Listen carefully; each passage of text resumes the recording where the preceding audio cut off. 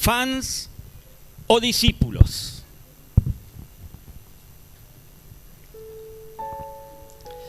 Vamos a poner el texto en pantalla del Evangelio de Marcos, capítulo 3, versos 7 en adelante.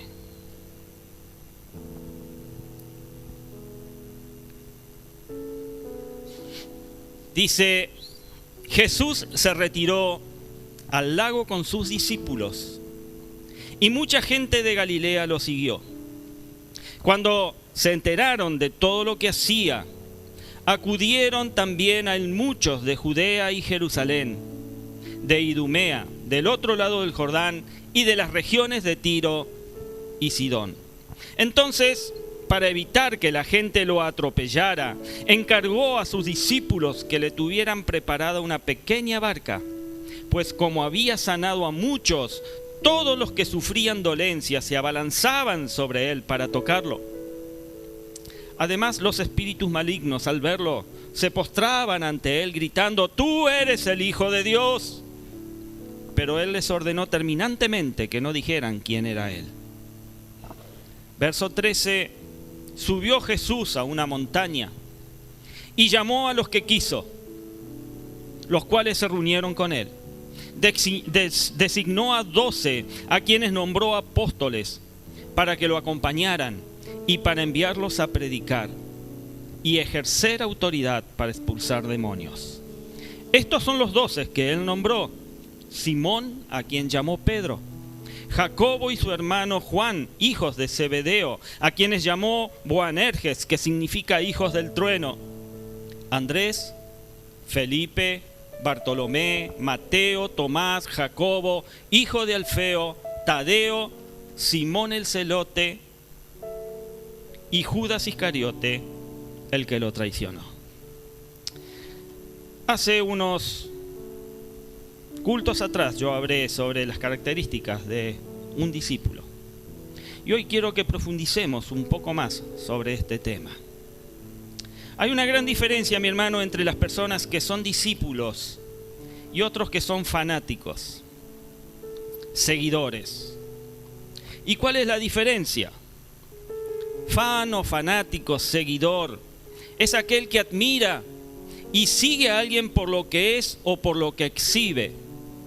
Sucede con algún deportista o con algún artista o con algún cantante, etc. En cambio, el discípulo es aquel que recibe enseñanzas de un maestro o que sigue y defiende las ideas doctrinarias y metódicas de un maestro. Lo mismo sucede en el cristianismo. Hay personas que son realmente discípulos de Jesús. Y hay otras personas que lo siguen tal vez por conveniencia, por moda, por simpatía, o también porque vieron a otras personas haciendo lo mismo. Tal vez sea algo que les llama la atención o se les puede hacer interesante.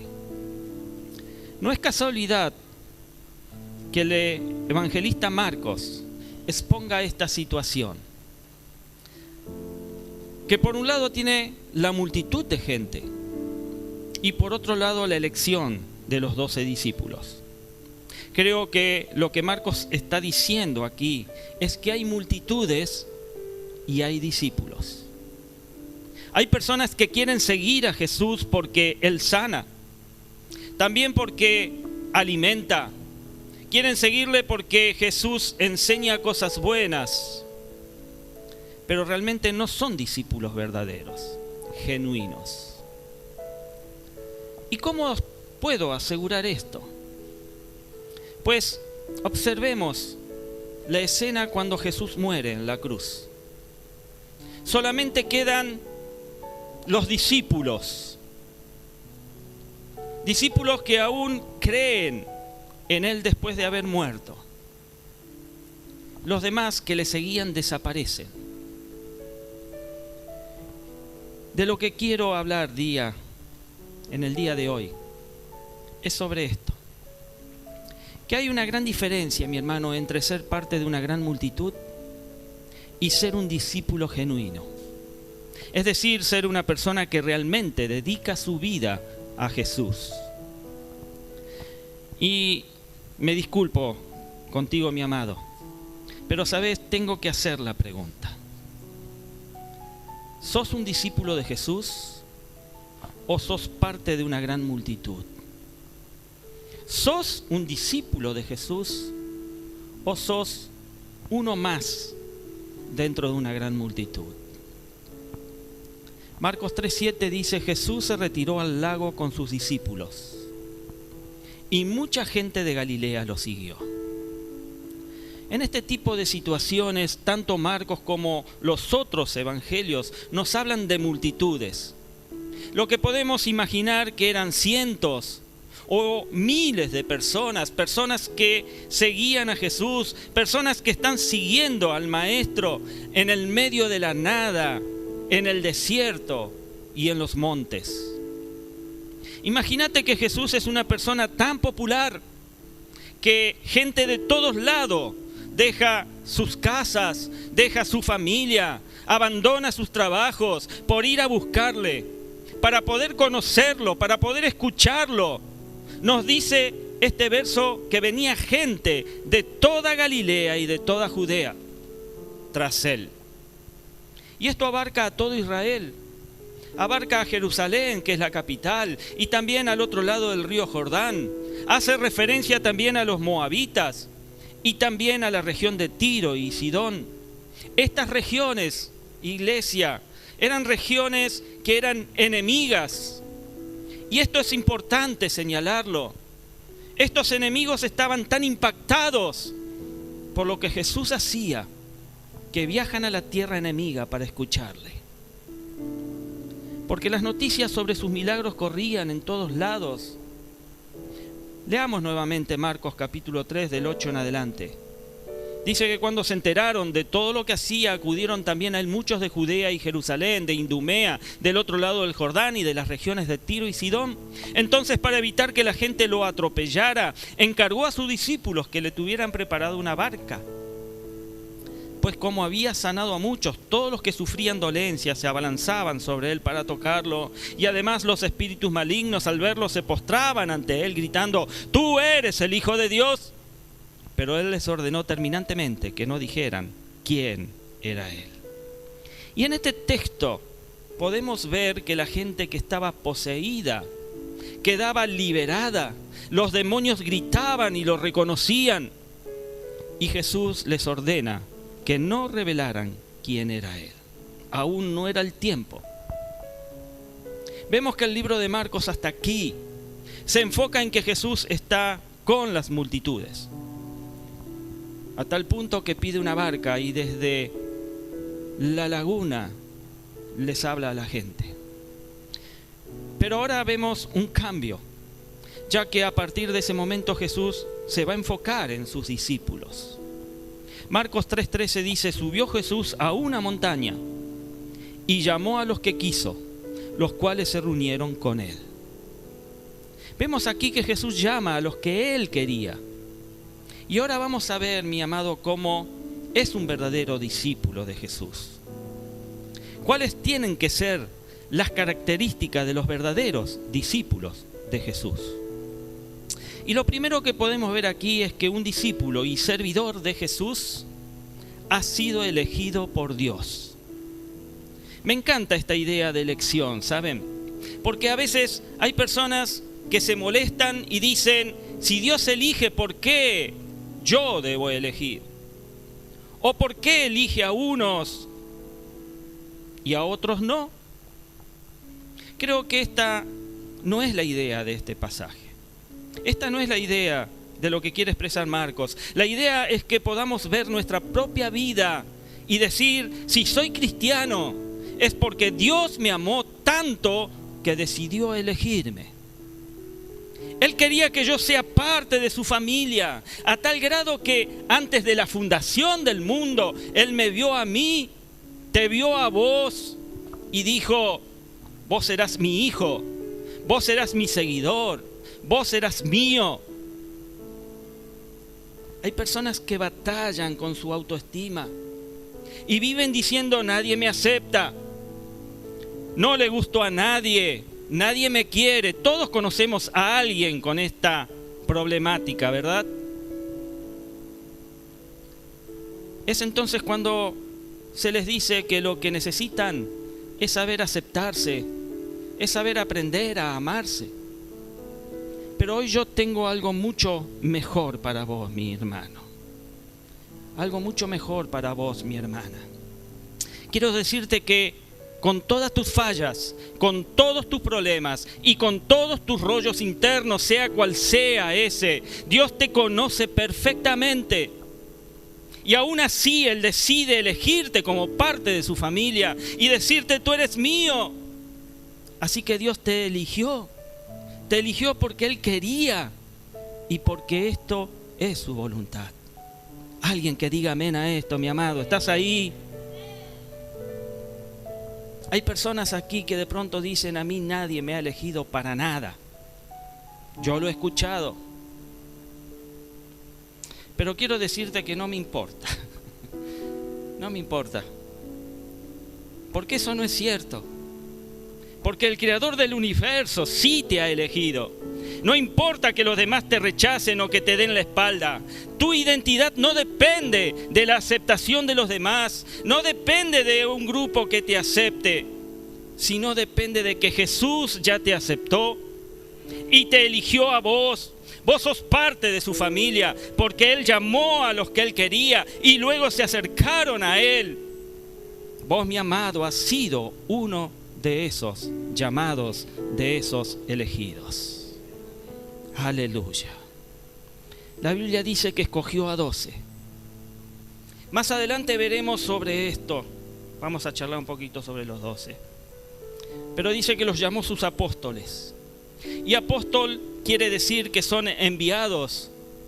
Y lo que ellos van a hacer son tres cosas. Y estas tres cosas son que ellos le iban a acompañar.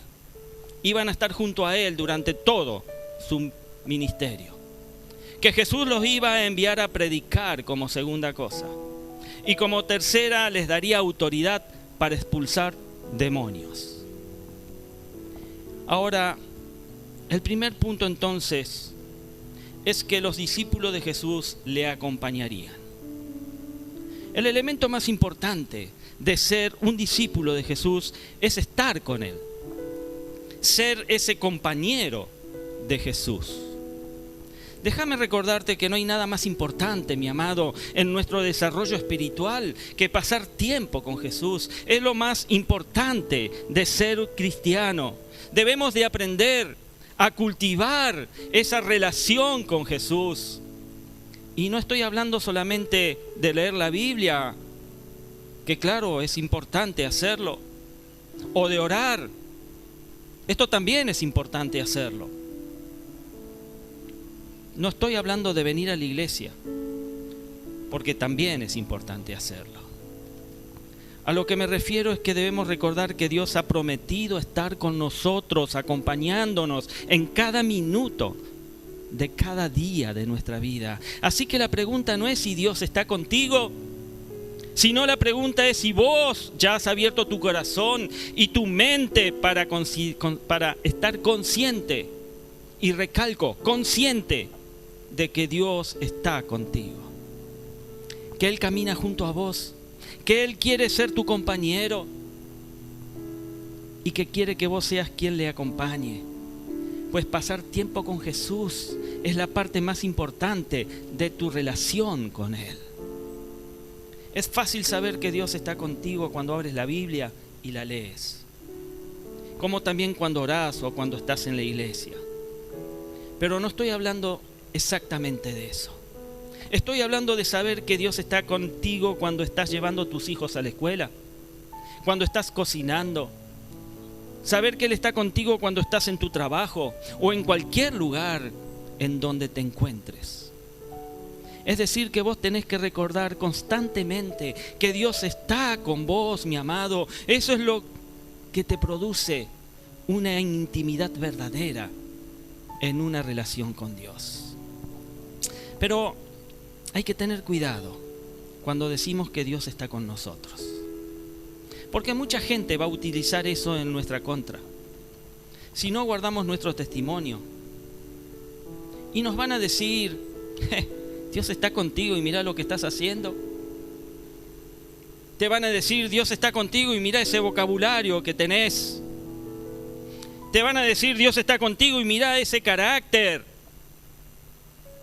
Dios vio cómo gritaste a tu hijo, cómo mentiste a tu jefe, etc. Quiero que entiendas que aunque tu corazón esté triste y se encuentre frío, Dios te está acompañando. Él está esperando que vos abras tu corazón y le digas, aquí estoy, Señor, aquí estoy yo. Un seguidor de Jesús es el que ama su presencia física, que ama estar con Jesús y que cuya vida entera es dedicada a pasar tiempo con Dios. Porque la madurez espiritual no se mide por cuánto haces por Jesús, sino que se mide por cuánto seguís consciente y estás consciente de que Dios está contigo y podés disfrutar de su presencia en tu vida. La segunda característica es que los seguidores de Jesús son enviados a predicar. Esta es otra característica de un discípulo de Jesús. No solamente que cree en su corazón sobre Jesús, sino también que aprende a hablar de Jesús a otras personas. Pablo decía, no me avergüenzo del Evangelio, en Romanos 1:16. Así que un seguidor de Jesús debe amar, hablar de Jesús. Y no me refiero a que hables con tu jefe en horario de oficina, preguntándole si muere hoy, qué pasa con su alma. Porque seguramente él te dirá que sí sabe lo que pasará con la tuya si no regresás a trabajar.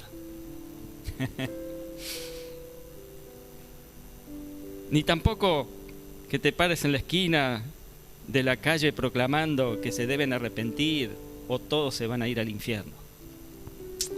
Lo que estoy diciendo es que un cristiano debe entender que la parte más importante de su vida es la relación con Jesús y no puede evitar hablar de Él de manera natural, de manera real, con amor, con honestidad, con un deseo de ver a las personas transformadas, de dar su testimonio. Hay demasiadas personas que dicen que su relación con Jesús es muy personal y privada.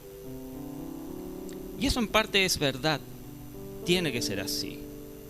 Pero si Jesús ha tocado tu corazón, si Él ha cambiado tu vida y verdaderamente ha perdonado tus pecados, ¿cómo no vas a pasar tiempo hablando de Él? A veces tenemos temor. Gracias, Carlos. A veces tenemos temor, mi hermano, de que la gente se entere de que somos cristianos. Yo tuve temor de que la gente se enterara, en mis principios, de que era cristiano. Pero entendí que un discípulo verdadero de Jesús dice, eso es lo que realmente me define. Eso es lo más real en mi vida. Y no hay nada más importante para mí. Un verdadero discípulo dice juntamente con Pablo, no me avergüenzo del Evangelio, porque es poder de Dios para salvación. Porque Jesús cambió mi vida y quiero compartirla, no en plan de agresividad, no en el plan de atacar o criticar, sino en plan de compartir lo que salvó mi alma, lo que salvó mi vida y lo que me ha dado propósito para vivir.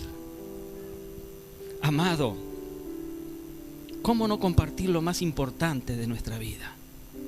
¿Cómo no hacerlo? El mensaje y la historia de Jesús es algo tan maravilloso, tan hermoso, tan importante, que es ilógico no compartirlo. Así que un discípulo verdadero ama su presencia. No deja de pensar en Él porque Él está conmigo todo el tiempo amándome. Así que un seguidor de Jesús habla de Jesús porque ama que otras personas también conozcan a ese Jesús.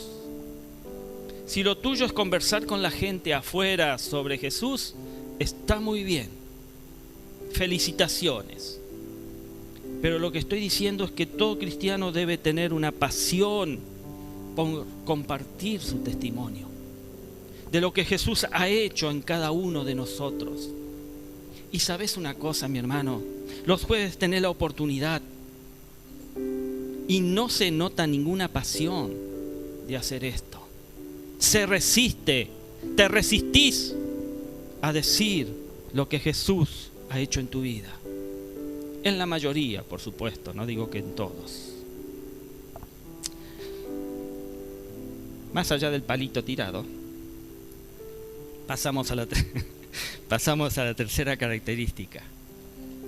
Y esta tercera característica es que los discípulos de Jesús tienen la autoridad para echar fuera demonios.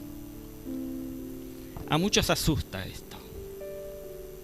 Jesús le dice a sus discípulos en Lucas 10:19, sí, les he dado autoridad a ustedes para pisotear serpientes y escorpiones y vencer todo el poder del enemigo. Nada les podrá hacer daño. Aleluya.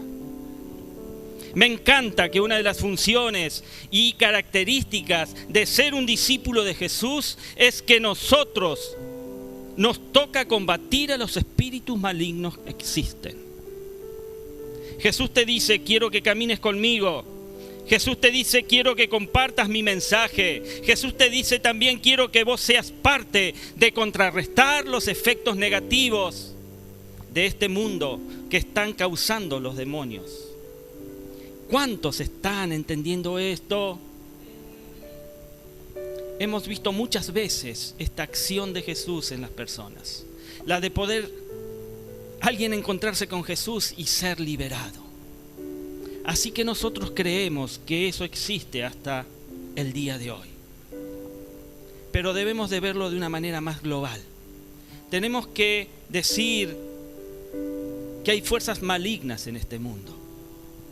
Hay cosas tan horribles en este mundo, mi amado, que la única forma de describirlo es que es un mundo demoníaco. Y Jesús dice, mis discípulos van a atacar y van a contrarrestar los efectos negativos de espíritus malignos, ya que el cristiano existe para, y presta atención, el cristiano existe para llenar este mundo oscuro con luz. Existe para tomar un mundo injusto y llenarlo de justicia. El cristiano existe para tomar un mundo de tristeza y llenarlo de alegría. El cristiano existe para tomar un mundo desesperado y llenarlo de esperanza. Existe para decirle a las fuerzas malignas que lo que quieren hacer para mal, Dios lo va a transformar para bien y para bendecir a muchas personas. Y por todo esto que existen los discípulos de Jesús, es por todo esto que vos sos un discípulo de Jesús. El cristiano no existe únicamente para tener una relación personal con Jesús o para compartir tu fe con las demás personas. Existe para ser una barrera, ser un obstáculo para el avance del maligno en este mundo.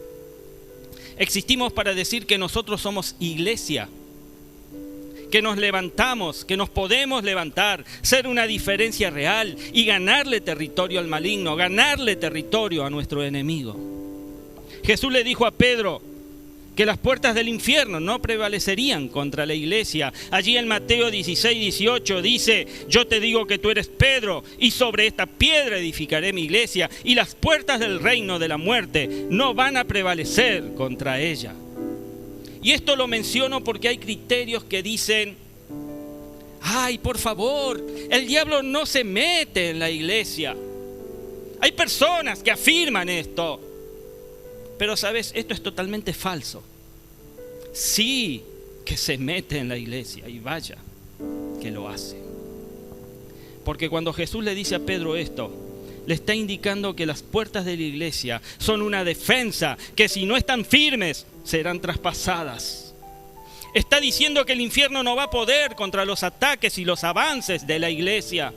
Es decir, que la iglesia no existe para estar estacionada en un lugar y decir que no nos ataque el diablo, sino está diciendo que la iglesia existe para decir, vamos a ir a liberar a los cautivos, vamos a llevar luz a las tinieblas, vamos a ir a hacer una diferencia, y que nuestra ciudad, Adolfo Sordó, nuestro país, Argentina, sea mejor, porque en este lugar hay muchas personas que viven en fe diciendo: Dios me ha levantado y me ha capacitado para poder expulsar demonios de cualquier lugar.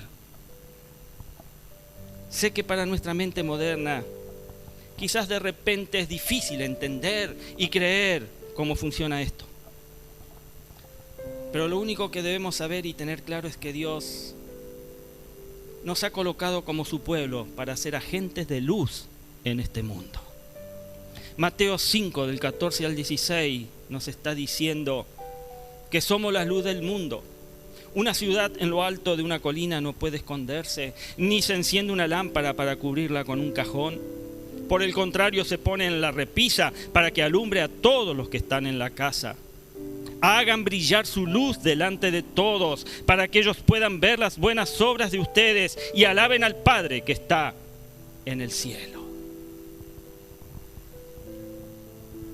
Y podemos mejorar nuestro entorno cuando somos y actuamos como cristianos, como discípulos de Jesús, reflejando el amor de nuestro Señor. Jeremías 29:7 nos alienta a esto.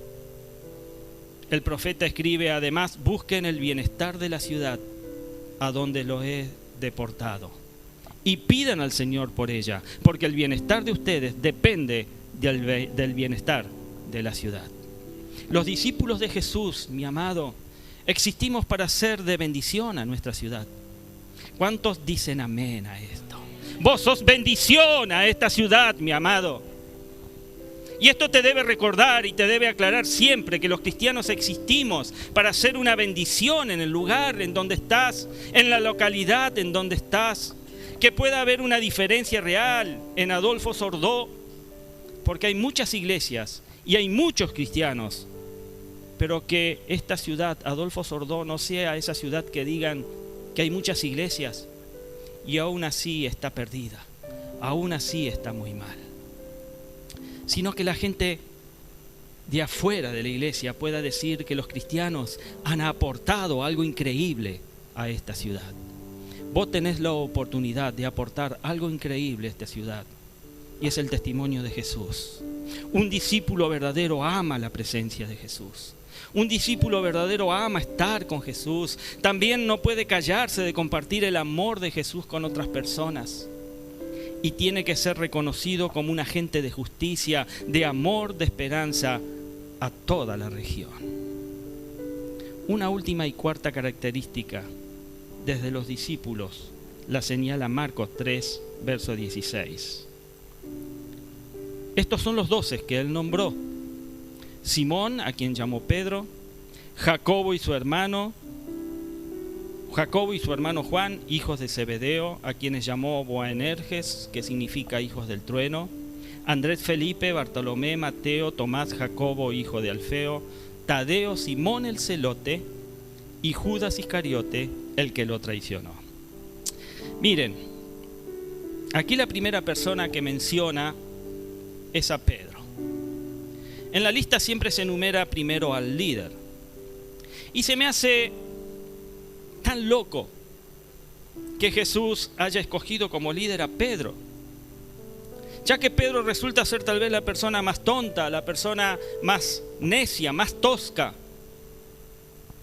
Sabemos que Pedro, y lo hemos leído muchas veces en los evangelios, Pedro niega a Jesús. ¿Recuerdan? Sabemos que se duerme cuando Jesús le pide que oren. Una joyita Pedro, ¿eh? Que le anda cortando las orejas a los romanos, que empuja a las personas que tratan de acercarse a Jesús como al mejor estilo patovica. Lo que vemos es a un Pedro que tiene fallas y más fallas, y cosas muy graves, pero Jesús lo escoge para que sea el primer pastor de la iglesia. Y eso me encanta y me da esperanza a mí. Porque si Pedro pudo ser pastor, entonces yo también puedo ser pastor. Vos también, mi hermano, podés ser pastor. Pedro hablaba. Y cuando Pedro hablaba, la gente no decía: oh, wow, qué bien habla, qué carisma. Sino más bien decía: este no sabe hablar. Este bobo, ¿de dónde salió? Pues esta es la persona que Jesús escogió para ser el pastor de la iglesia primitiva y ser líder de los apóstoles. Luego están Santiago y Juan. Probablemente Juan tenía alrededor de 13 años en ese momento. Y esto es algo loco también, que a un chico de esa edad ni siquiera hoy en día le confiamos el auto o le damos responsabilidades serias. Pero Jesús le invita a ser su discípulo, ya desde niño, desde joven. Y esto es increíble, ya que la Biblia habla mucho sobre las pasiones juveniles. Y mira que la Biblia dice que le llama a estos dos hermanos hijos del trueno. ¿Por qué? Bueno, porque eran explosivos. Eran explosivos. Hay una historia que seguramente leíste, que ellos están en una ciudad en donde rechazan a Jesús y Santiago y Juan le dicen: oye Jesús, ¿y si llamamos fuego del cielo que caiga y consuma esta ciudad como a Sodoma y a Gomorra? Está allí en Lucas capítulo 9, 51 al 62, después leerlo en su casa. Pero caramba, yo me hubiera quedado pensando y diría: ¿de dónde salieron estos inadaptados? Estos son sus discípulos, pero Jesús los escogió. Mateo, otro conocido como Leví. Recordemos que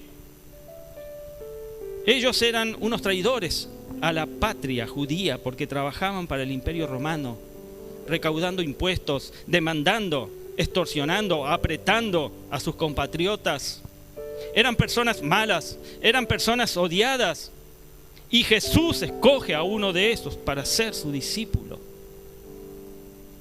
Otro, Tomás que dudó de Jesús, como mucha gente duda de todo y cuestiona si es de Dios o no lo es.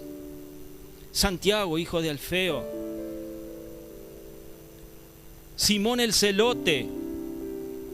¿Saben? Los celotes nos tienen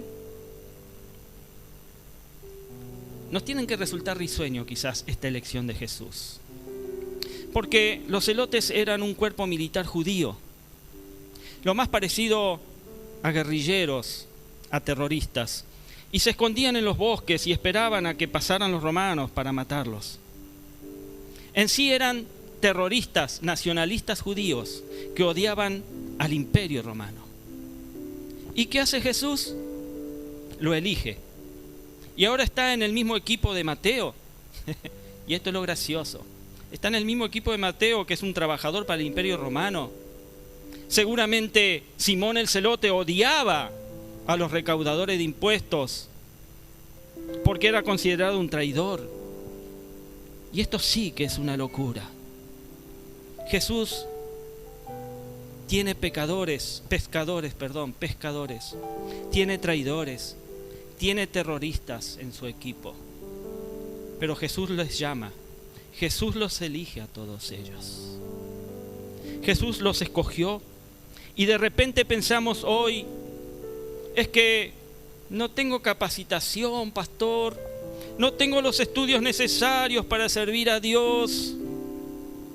Saben que nuestros oídos pastorales muchas veces escuchan estas excusas. Así que te digo, mira, deja de decirte que no podés. Porque hay un montón de gente sin estudios que sirven a Dios fielmente. Me encanta esta lista del Señor, porque me muestra que para ser un servidor de Jesús no se trata de tu capacidad, no se trata de tu formación ni de tu genética, sino que se trata de aprender a pasar tiempo con Él. Se trata de aprender a hablar de Él. Se trata de aprender a contrarrestar los efectos negativos de maldad de este mundo y traer salvación y traer esperanza a este mundo. Mira, mi amado, quiero decirte que son 12. Y quiero decirte que no es casualidad que Jesús haya escogido a 12. 12 nos hace pensar en las 12 tribus de Israel. Jesús lo que está comunicando es algo a Israel, ya que Israel fue llamado a estar con Jesús. Él fue llamado a anunciar las buenas nuevas. Israel estaba llamado a ser un agente de cambio y de bien en este mundo. Pero su pueblo no lo hizo. La Biblia dice que a los suyos vino y a los suyos no le recibieron, allí en Juan 1:11. Israel no estaba compartiendo la presencia de Jesús. Tampoco estaba compartiendo las buenas noticias. Y peor aún, no estaba impactando en el mundo para bien. Jesús llega y dice: estoy empezando un nuevo reino. Llega y dice: es un nuevo movimiento. Y a través de estas personas con muchos problemas, fallas, defectos y errores, incultas, voy a comenzar a invertir en ellos. Voy a comenzar a desarrollarlos para que ellos se conviertan en agentes de cambio. A tal grado que cuando llegamos al libro de Hechos, vemos que estas personas transformaron al mundo. Hay personas que creen que para cambiar el mundo se necesita una multitud. Y sí, en parte esto es verdad. Porque una multitud de discípulos harían una gran diferencia. Más que una multitud de espectadores o una multitud de personas interesadas que no llegarían a hacerlo. Una multitud de espectadores no provocaría ningún cambio real. Porque una multitud impresiona, sí, es cierto, pero discípulos de verdad impactan. Vos, mi hermano, como discípulo genuino del Señor, impactás. Y eso es muy importante para nuestra iglesia. Adolfo Sordó es una ciudad muy grande, ni tampoco somos nosotros una iglesia muy grande. Pero sí somos discípulos de Jesús, somos un pueblo nuevo. Si Dios nos ha puesto aquí, mi amado, como un pueblo nuevo. Dios te ha puesto como un pueblo nuevo y de su mano y de su nuevo reino haremos llevar justicia. Llevar a las personas a pedir perdón por los pecados y amar a todas las personas que lo necesitan. Así que, y ya terminando, voy a pedir al equipo que pase. Consideremos nuestras vidas, mis amados. Y preguntémonos: ¿soy parte de la multitud o soy un genuino discípulo de Jesús? Esta mañana tenés que realizar esta pregunta: ¿sos parte de la multitud o simplemente soy un genuino discípulo de Jesús? Porque ser parte de la multitud, sabes, no es malo. No es malo ser parte de la multitud. Lo malo es no estar interesado en Jesús. Ser parte de la multitud no es suficiente para que tus pecados sean perdonados.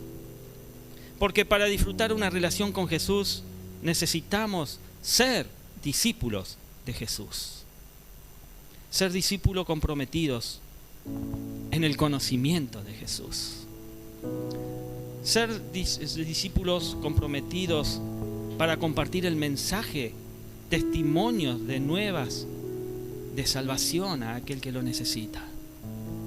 Y ser agentes de luz y salvación para nuestra ciudad. Amén. Dios te bendiga, mi hermano. Yo te voy a pedir que te pongas de pie.